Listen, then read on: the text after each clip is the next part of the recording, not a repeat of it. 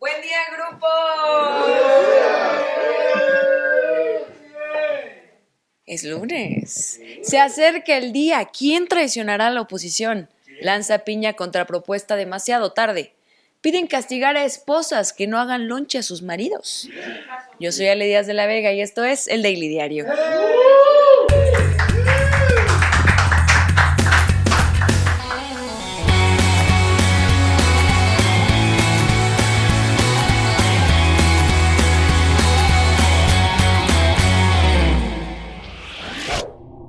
Ignorando protestas de estudiantes y trabajadores, Morena y sus aliados aprobaron en comisiones del Senado la reforma al Poder Judicial.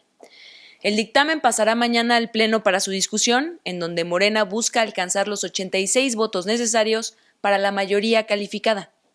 La senadora de Morena, Citlali Hernández, adelantó que no habrá modificaciones a la reforma judicial y que se espera que sea firmada por el presidente Andrés Manuel López Obrador antes de que termine su mandato. La también secretaria general del partido informó que el dictamen será discutido y posiblemente aprobado en el Senado entre el martes o miércoles, para enviar a los congresos locales, en donde también tendrá que ser aprobado. No pretendemos modificar la minuta por una sencilla razón.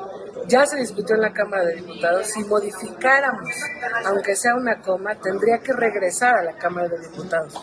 Y como yo le he dicho, hemos sido muy claros a la opinión pública. Nosotros queremos que esta reforma termine todo su proceso antes de acabar este mes. ¿Y qué falta después del Senado?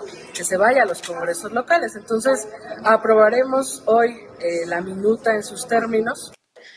La ministra presidenta de la Suprema Corte y próxima cerillito de Soriana, Norma Piña, presentó un proyecto de reforma que incorpora propuestas del Poder Judicial y de organizaciones sociales, llamando a legisladores a considerar estas ideas en el debate legislativo. En otras palabras, Norma Piña puso a sus becarios a perder el tiempo. Hagan de cuenta como cuando Víctor le pide a Osvaldo planear bien sus recetas para cocinar. En su mensaje, Piña enfatizó que destruir el Poder Judicial no es la solución y defendió el rol de los jueces, rechazando la idea de que son responsables de los problemas de seguridad en México. Argumentos sólidos y sensatos, es decir, argumentos que de nada van a servir. Señora, después de todo este tiempo, ¿no ha entendido que la reforma no es para arreglar nada que no sea el ego de Andrés Manuel? Asimismo, exhortó a escuchar a defensores de derechos humanos, organismos internacionales y sobre todo a las víctimas. Pero si eso es lo que lleva haciendo Morena todo este tiempo, escuchar a la persona más indefensa y victimizada del país, el presidente. Esto es parte de lo que Piña le dijo a absolutamente nadie. Debemos escucharnos entre poderes de la Unión. Escuchemos a las víctimas de la violencia y a las personas que dedican su vida a defender los derechos humanos. Escuchemos a los organismos de justicia internacional, a los estudiantes y a los jóvenes que han salido a las calles para reclamar su derecho a un futuro libre y a un país en paz. La demolición del Poder Judicial no es la vía como se pretende. Trabajadores del Poder Judicial, estudiantes e integrantes de organizaciones civiles marcharon desde el Ángel de la Independencia hasta el Senado de la República en contra de la reforma judicial. El equipo de reporteros marchistas de Abejorro Media tiene los detalles. Trabajadores del Poder Judicial de la Federación, integrantes de la Marea Rosa, así como estudiantes de diversas universidades públicas y privadas y sociedad civil, salieron nuevamente a las calles para concentrarse en el Senado de la República y exigir a los legisladores detener la reforma judicial. Los contingentes partieron simultáneamente del Ángel de la Independencia y del Hemiciclo a Juárez rumbo a la Cámara Alta. En el lugar, la vocera de los trabajadores, Patricia Guayo, enfatizó que la reforma judicial busca concentrar el poder en una sola persona para dominar los dos congresos de la Unión. Por ello, hizo un llamado a los 43 senadores de oposición para cumplir con su promesa de frenar la reforma y hacer cumplir la Constitución y sus leyes.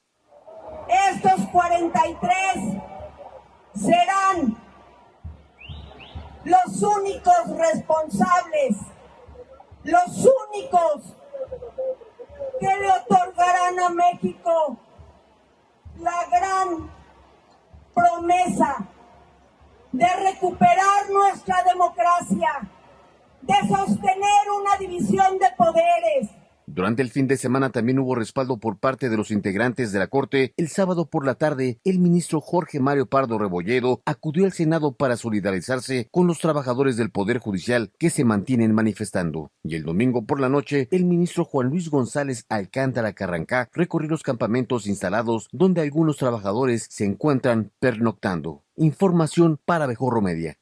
También hablamos con algunos manifestantes y esto fue lo que nos dijeron.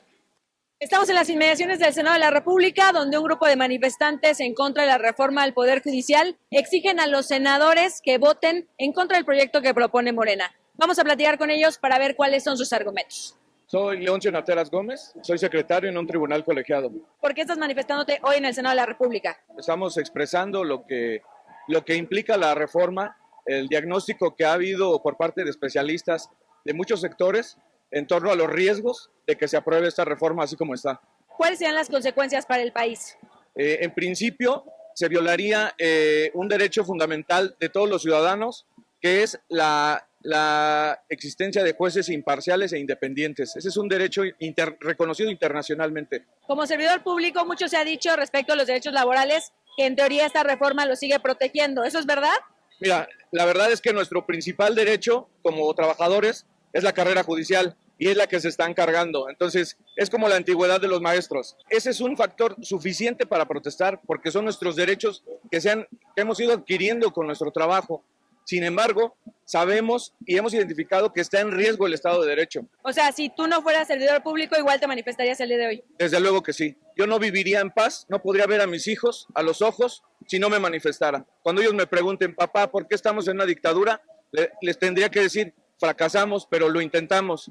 Y tengo fe hasta ahorita que lo vamos a lograr y que no vamos a fracasar. Estamos en contra de una dictadura. ¿Qué tal? Soy Macachín Morillón Duarte, soy secretario en el Juzgado Primero de Distrito en el Estado de Morelos. Las personas que van a ser elegidas van a ser elegidas sin una preparación jurídica. Por ejemplo, para elegir juez, 2 candidatos van a ser elegidos por el Ejecutivo, 2 por el Legislativo y 2 por el Judicial.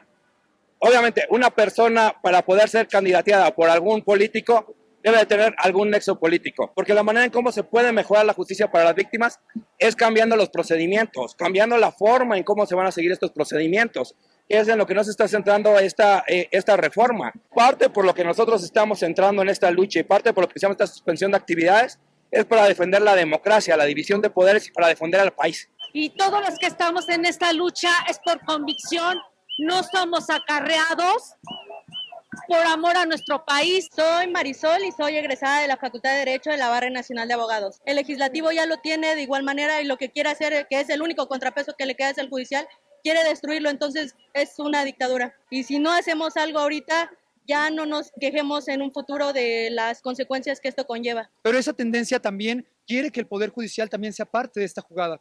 Entonces, si los 3 poderes están cargados de un solo lado, tenemos una balanza desequilibrada y tenemos un juego en el que una sola persona sale ganando y esa persona no es el pueblo mexicano. Entonces yo le diría a los jóvenes que no se rindan, no desistan en la lucha. Somos más los buenos y los que queremos un México mejor.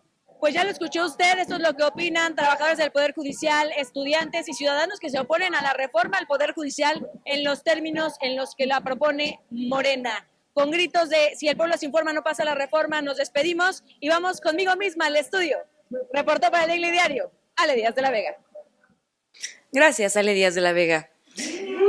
El dirigente del PAN y Gollum corrompido por el anillo, o sea, el de Sauron, Marco Cortés, denunció que las amenazas y chantajes a senadores de oposición se han intensificado debido a su rechazo a la reforma del Poder Judicial.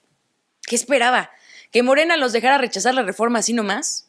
Mijo, si en las elecciones te tundieron tan rudo que el filtro antiporno de la oficina no nos dejaba entrar al PREP.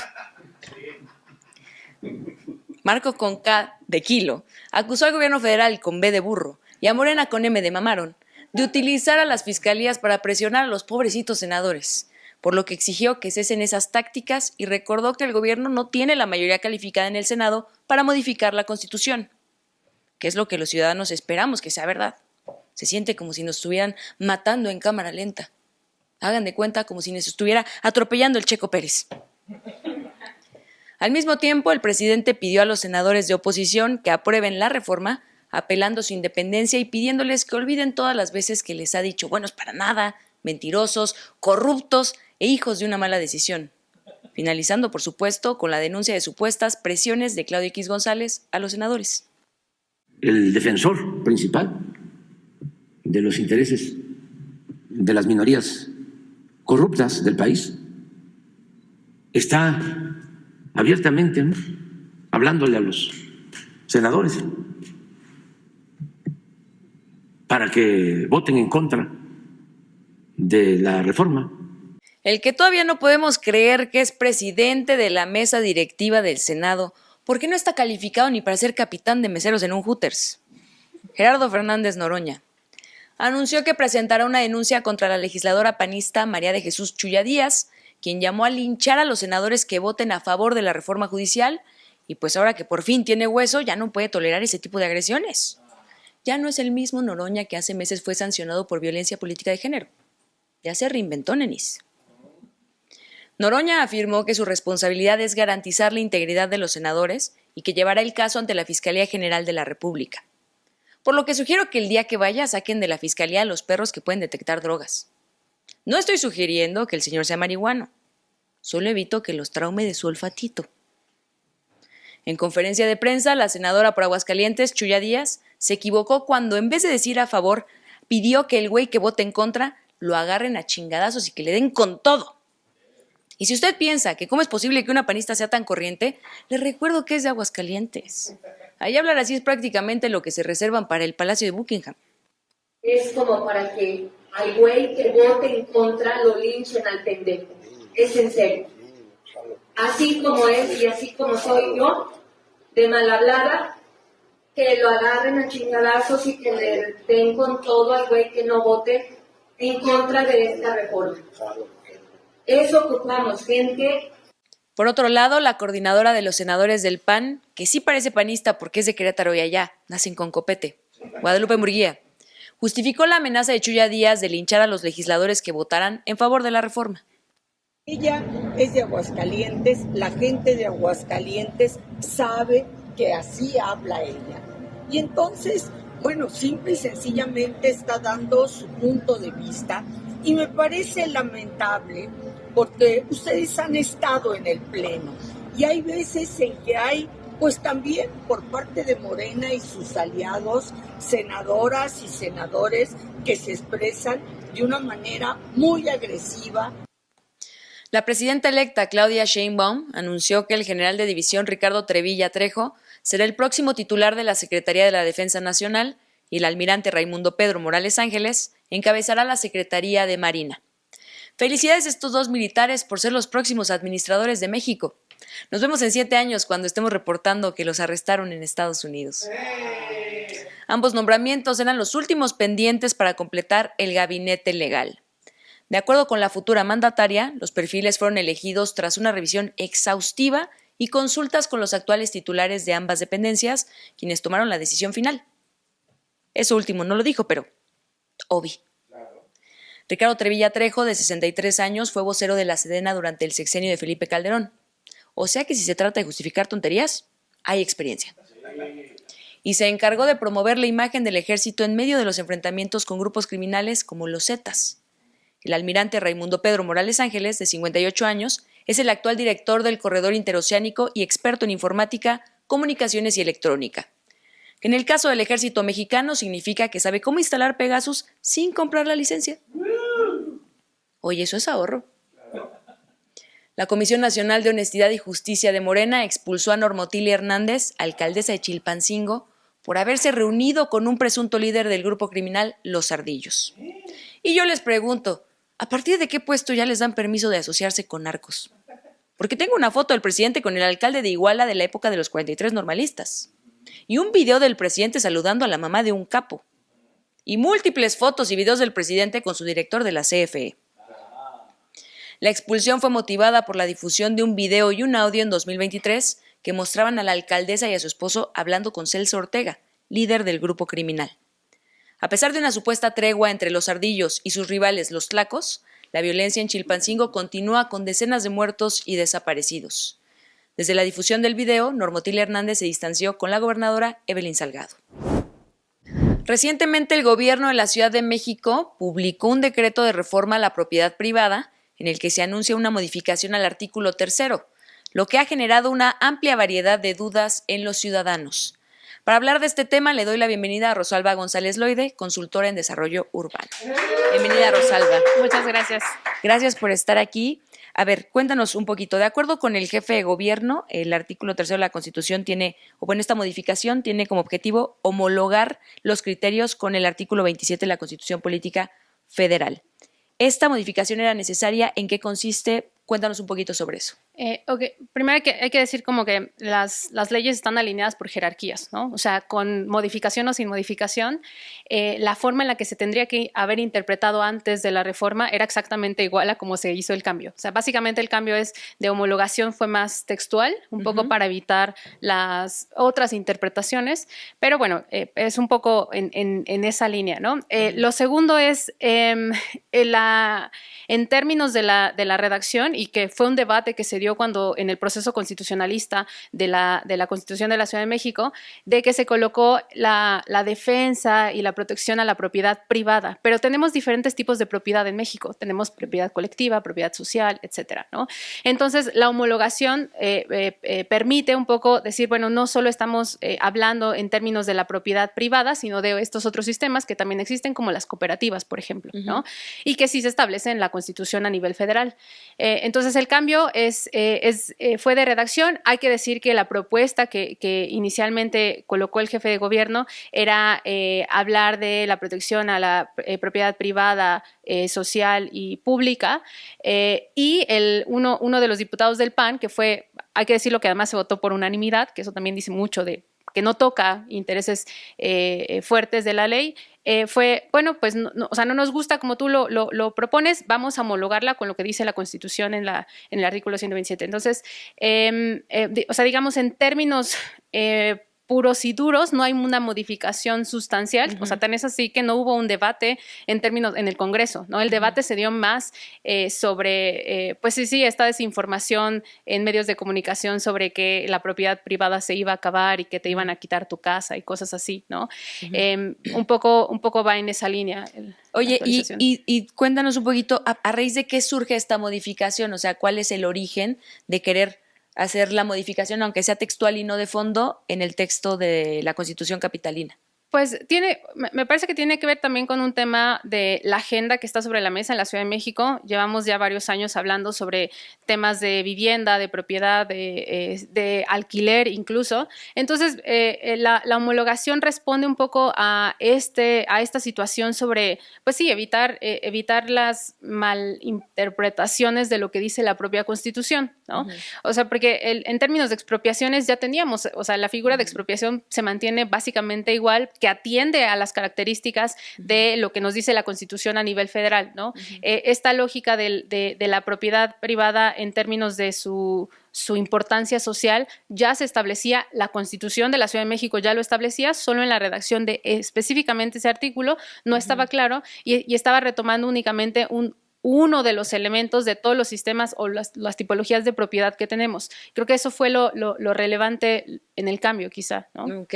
Entonces, en términos jurídicos y constitucionales, ¿la reforma representa o no un riesgo a la propiedad privada para el auditorio que no está inquieto por esto? O sea, no en términos de lo que ya teníamos sobre la mesa, ¿no? Ok, perfecto. Ahora, una pregunta más.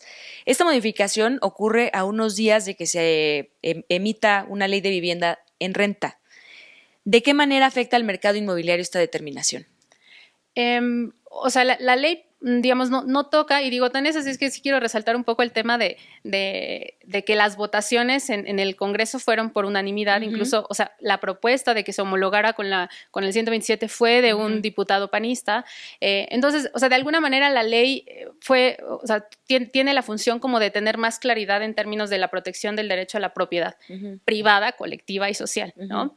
Entonces, la agenda de la propiedad, del tema de alquiler, lo que me parece que va a homologar, más bien va a poner sobre la mesa es justamente estos debates que tenemos hoy, ¿no? Sobre hablar de regulaciones, sobre qué es lo que ha estado sobre la mesa en los últimos años, yo creo que es 5, tal vez un poco menos, sobre pues qué poder o hasta dónde llegan las atribuciones de los propietarios que colocan la vivienda en alquiler en la ciudad, ¿no? Entonces creo que va a ser interesante un poco cómo se da esta defensa, quiénes van a estar a favor y en contra, y sobre todo cómo se formula, y que creo que eso hay que tener mucho cuidado, de cómo se formulan las propuestas en materia de alquiler, ¿no? Porque claramente la defensa de la propiedad privada tiene muchos matices, ¿no? Pero hay que entender que esa propiedad privada no es una propiedad infinita, es decir, esta lógica de, pues es mi casa y puedo hacer con ella lo que quiera, es sí y no, ¿no? O sea, de todas maneras hay leyes que te dicen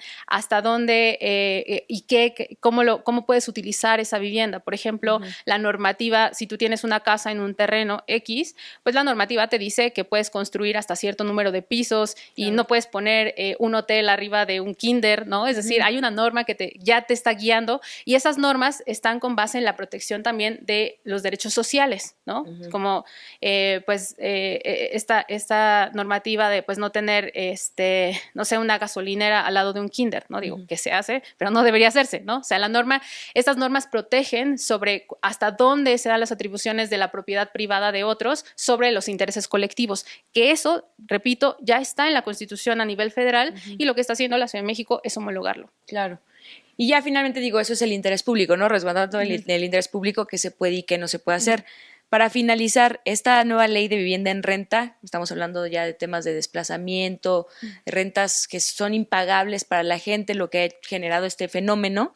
¿Qué condiciones crees que debe de considerar para ser aprobada también por unanimidad, para proteger a los propietarios, pero también a quienes son inquilinos de propiedades? Ok, creo que si se aprueba con unanimidad, tendría que decir como que no está bien hecha, porque alguien va a tocar, ¿sabes? O sea, tiene que haber conflicto. Si no hay conflicto, es como, pues esto de la reforma, o sea, si no hay conflicto quiere decir que no tocó los intereses de absolutamente nadie. Entonces sí tiene que haber un proceso de negociación definitivamente, ¿no? Y bueno, el punto número 0, y lo he dicho como en otros espacios, es no tenemos datos, no hay certeza de la información sobre quiénes son los propietarios que colocan la vivienda en renta en la Ciudad de México, ¿no? Está el perfil que dice, pues es que la que renta es una abuelita porque, no sé, heredó una casa y entonces vive de sus rentas, ¿no? Es como, pobrecita, ¿cómo le vamos a controlar sus ingresos o cómo vamos a permitir que tenga más derechos el inquilino que ella y cosas así? Tenemos perfiles muy diversos, o sea, el abanico de propietarios que colocan la vivienda en renta tenemos propiedad corporativa, ¿no? Es decir, empresas que se dedican al alquiler, que digo, no son la mayoría, pero pues están, y claramente no podemos regular y tasar, incluso en términos de impuestos, exigirle lo mismo a una empresa que tiene 200 departamentos a efectivamente la abuelita que vive de sus rentas, ¿no? Claro. Entonces, lo primero es saber cómo es ese abanico de propietarios, y bueno, empezar a pensar cómo darles también las herramientas para que se defiendan en términos de pues lo que también sucede, ¿no? Inquilinos que se quieren quedar en las casas que no pagan, y entonces el proceso de reposesión es súper lento, ¿no? Entonces, a lo mejor el sistema corporativo sí tiene herramientas para defenderse, pero si tenemos a la abuelita que ve sus rentas, pues ya perdió 1 o 2 años en lo que se da el juicio, porque el sistema para desalojar a un inquilino moroso en México, no solo en Ciudad de México, sino en México, dura hasta 2 años. Si te quedas sin esos ingresos y dependes de esos ingresos, pues está complicado. Entonces, un poco en términos de esclarecer cómo se va a dar ese mecanismo también para los propietarios, porque son un actor importante y no podemos dejarlos fuera como de la jugada, ¿no? Que son los más preocupados con esta modificación, pero ya vimos que no les afecta. Gracias, Rosalba, por haber venido. Gracias. En Tamaulipas, el diputado local de Morena, Marta Alejandro Ruiz Nava, aseguró que así como existe un Instituto de las Mujeres o una Fiscalía especializada en delitos contra la mujer, debería existir también para los hombres.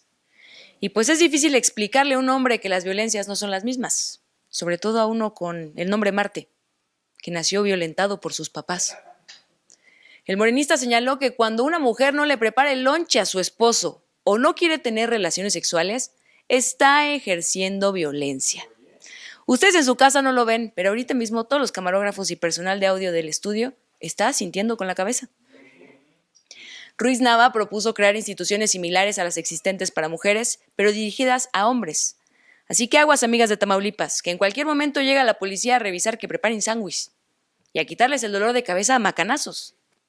Porque si vamos a la situación de violencia, de igualdad, en el sentido de que la mujer se siente violentada por el hecho de que simplemente un hombre le levante la voz, en la misma manera, si la mujer le levanta la voz al hombre, si no le hace lonche, que también se puede decir que es un micro situación de violencia, si no comparte una noche con él, es decir, que le duele la cabeza y que no quiera tener una relación sexual, también es una microviolencia, porque no está cediendo estar con su pareja. Si actuamos de esa misma manera y en medición a lo que las mujeres establecen y dicen, y no todas, me refiero, estamos hablando de que la violencia está en todo tipo de situaciones. En Ciudad Juárez, Chihuahua, 5 jóvenes fueron asesinados a balazos durante una fiesta de 15 años. El ataque ocurrió la noche del sábado en una vivienda de la colonia San Felipe del Real. Las autoridades informaron que una mujer y 2 hombres murieron en el lugar, mientras que 2 más fallecieron cuando eran atendidos en un hospital.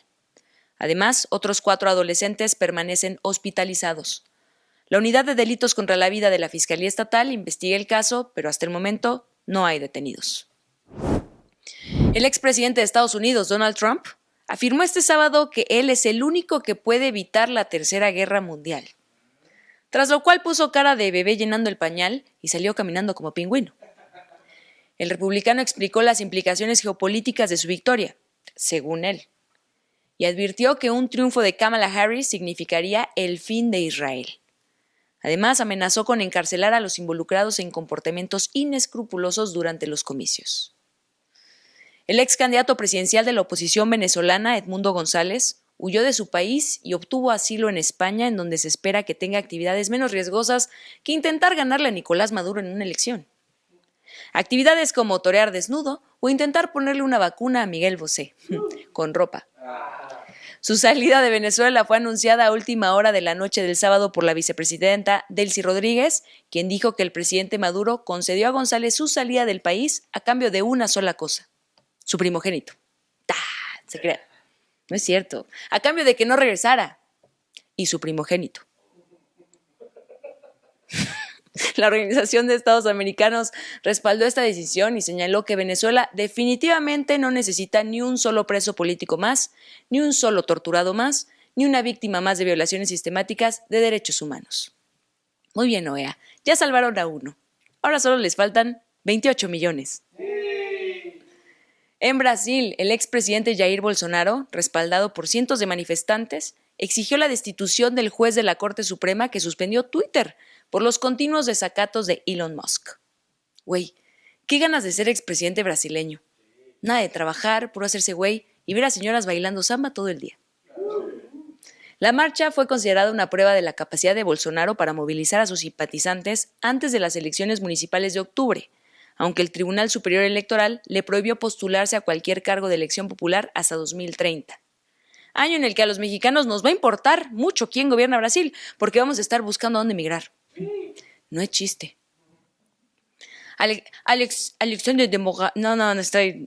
Lo iba a decir en portugués, pero mejor lo digo en español. Alexandre de Moraes, juez del Supremo Tribunal Federal de Brasil, ordenó el 30 de agosto el bloqueo de Twitter en todo el país tras meses de enfrentamientos con Elon Musk en torno a los límites de la libertad de expresión. Se me olvidó el portugués de pronto. Llegamos al final de esta emisión, jóvenes. Pero no se pierdan Cocinerds, el peor programa de cocina grabado en este estudio. Suscríbanse y denle like a todos nuestros contenidos, compártanlos. Estamos en todas las redes sociales como Abejorro Media y nos encuentran en abejorro.com o nos pueden enviar un mensaje de audio a nuestro WhatsApp y a mí me pueden ir a seguir a TikTok, Instagram y Twitter. Vamos muy bien. Y si no, nos vemos aquí mañana con más información. Yo soy Ale Díaz de la Vega y esto fue el Daily Diario.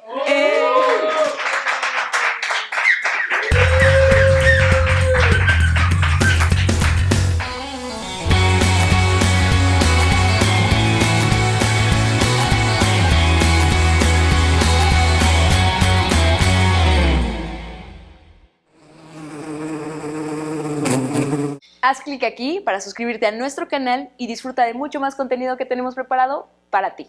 Recuerda seguirnos en todas nuestras redes sociales, nos encuentras como Abejorro Media.